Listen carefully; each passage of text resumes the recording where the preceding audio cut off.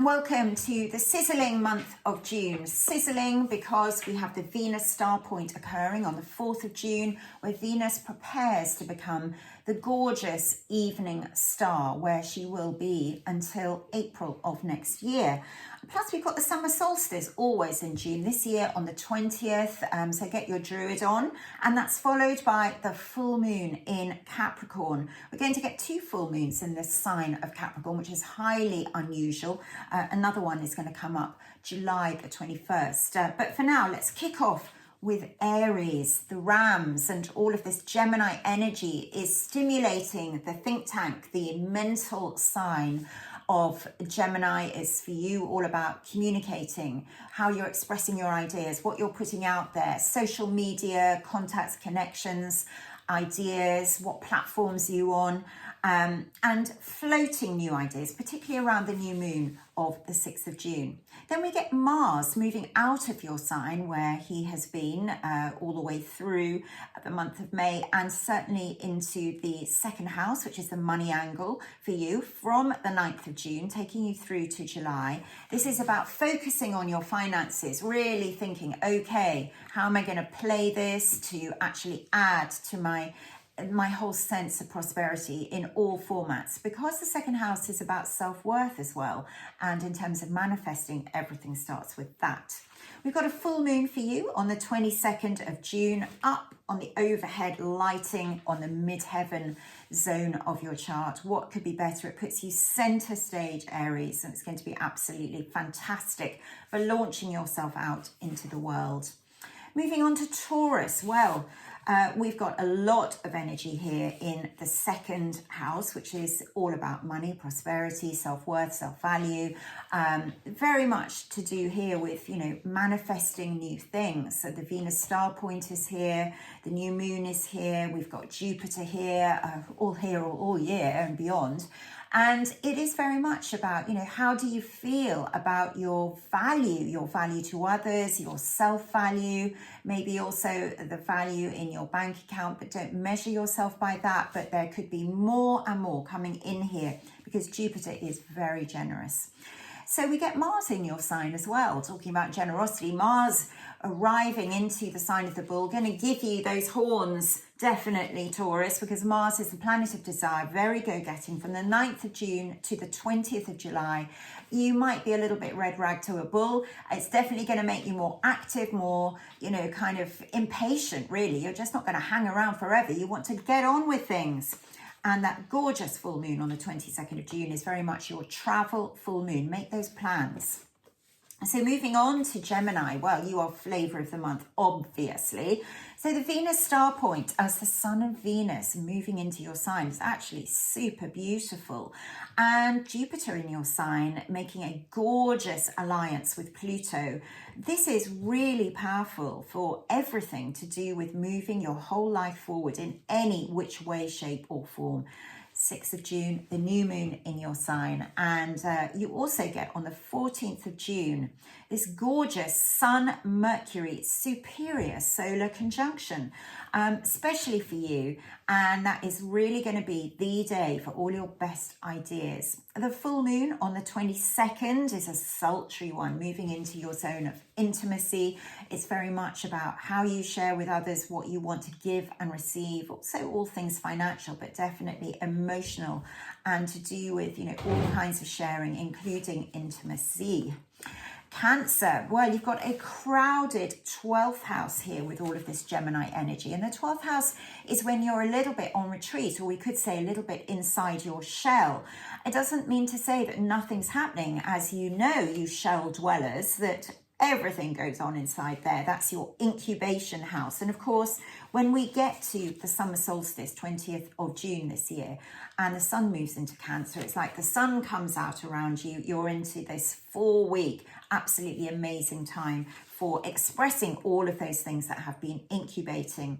22nd of June is a full moon in Capricorn. So this is about relationships for you. Who's in your life? Who do you want to have in your life? All kinds of relationships as well. It doesn't have to be your person. It can be, your person that's in front of you right now, because you're having big relationship with someone you're working with, or it's a friend, or it's just someone who's really looming large in your life. So that full moon, very important. And as I mentioned earlier, you're going to get another one here on the 21st of July. So on to Leo. Well, friends and the hive mind, this is the dominant factor in June, because this is all about the 11th house for you, as these Gemini planets crowd in here, all of this energy. I mean, talk about casting your net wide, Leo. This is really all about that moment where extra people come into your life, lots of events, lots of goings on, shall we say, lots of things being exchanged. That's actually very exciting. It's great. On the 20th, you too move a little bit more into the lion's lair, you know, kind of not necessarily wanting to be present, you know, on other people's terms. The full moon on the 22nd is very much about self-care. You know, that kind of thing, mind, body, spirit, get to it, Leo. And then we move on to the sign of Virgo. Well, that Gemini energy is all up here in the 10th house area of goals, ambitions, what you're achieving in the world.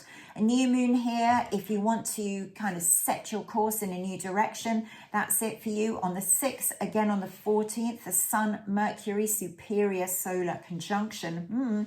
Very nice for Virgos, because Mercury, of course, is your ruling planet. It's very much a time to come up with those brainy, bright ideas. Summer solstice in the people angle of your chart, very much a time for a gathering. And with the full moon in the 5th, that's your fun and games area. Yes, Virgo can have fun and games. You are an earth sign and not for nothing. So that full moon is definitely a time to put your party hat on. On to Libra. Well, the Gemini energy is all about travel, pastures new, casting your net wide, publishing, if you're doing that, kind of literally really getting your message out there into the world, and kind of mixing and mingling with things that are outside of your normal postcode or sphere of reference. The summer solstice on the 20th brings the sun right up to that very powerful mid-heaven angle in your solar chart, which is about you being seen in the world, a lot more visible. And that's balanced, well, we know it's all about balance for Libra, on the 22nd with the full moon in your 4th house, which is about home and family, where you need to balance that with what you're achieving out there in the world. Moving on to Scorpio. Well, it's 8th house, which is the Scorpionic house, that Venus star point, the Jupiter, the new moon, it's all happening there in your 8th house zone of joint finances, everything that you share with others, including intimacy. We're going deeper, Scorpio. Well, you're no stranger to that. You could really come to some amazing new deal or arrangement, moving closer, changing the parameters of what's possible between you and a financial institution, organization, or significant other. So Mars is also moving into Taurus, your opposite number, on June the 9th, spending 6 weeks there. So it's going to be highly activated. If you're looking for someone, Scorpio, well, that Mars definitely has you hot under the collar, because you're definitely on other people's radar. Summer solstice in the 9th house, thinking far afield, maybe thinking about a summer break, maybe thinking about what you're doing later in the year, and the full moon there, highly expressive on the 22nd, a fantastic time to do the deal, Scorpio. So moving on now to the sign of Sagittarius, and of course all this Gemini energy is about relationships for you. Gemini is your 7th house, so the star point, Jupiter here, your ruling planet. The new moon on the 6th of June is all about, you know, your energy that you have with others, making it happen, having people come in, maybe, you know, starting something up in partnership, whether that's business or personal. And then from the summer solstice, as the sun moves into your 8th house, going deeper than that, we're talking about terms, contracts, arrangements, financials, all of that. And then the full moon in your own 2nd house on the 22nd of June. How much are you worth, Sagittarius? And is that measurable in terms of your bank balance? So moving on now to the sign of Capricorn. You're the one with the full moon this month. But initially, with so much going on in this 6th house area of your chart, it's about you being busy, fixing everything, doing everything. Mars, thank goodness, brings you some light relief from the 9th of June as it moves into your 5th house. This is about creativity, a bit of romance, fun, children, And from the 20th, as the sun moves into your opposite number of Cancer, your other half, if you have one, or if you want to have one, putting the feelers out, or maybe you have someone who's just super important to you. I think we all have these kinds of people in our lives, whether it's business or personal. So the 22nd, with this full moon in Capricorn, this is in the early degrees of Capricorn, and on July the 21st, you're going to get a second full moon in your sign. So it's definitely something that ups the emotional ante. For Capricorn, you're normally someone who plays your cards close to your chest, kind of holds it in rather than lets it out. But the full moon is going to raise the emotional temperature, I think, in a good way. Let people know how you feel about them. Aquarius, the Gemini energy is in your playhouse. So this is the 5th house area, and the 5th house is where you have fun. So everything that, puts a smile on your face, basically, Aquarius, this is where you can get in touch with your inner child, to say the least. Sometimes it's about real children. Sometimes it's about love and romance. It's about, playing it for laughs, sometimes playing the field. Summer solstice, 20th of June, brings you a bit more back down to earth as the sun moves into your 6th house. This is about mind, body, spirit, how you're working it, Aquarius, kind of setting some plans in motion. And on the 22nd, well, you're going to be one of those absent Aquarians, probably, because you want to do your own thing. You won't be absent to yourself, just to other people. You need a little bit of time to reset, recharge, and temporarily over that full moon on the 22nd will do you the world of good. So Pisces, last but not least, well, the Gemini energy is in your area of home and family. So there's a lot going on here. Lots of newness around these areas, whether there's some kind of, change up in family life, whether you're moving the furniture around, whether you're moving house, or whether there's something here about your inner world which you want to change up a bit. Mars also in the think tank area of your chart in the 3rd house from the 9th of June.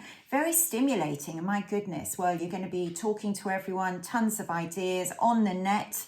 There's a little bit of Neptune energy, and Neptune currently in your chart between the 17th and the 20th, literally just before the summer solstice. So time to float your ideas, shall we say, once the summer solstice happens on June the 20th. Well, you are totally then into one of the best times of the year. This is your 5th house. This is really where you just have the most fun. Have a great June.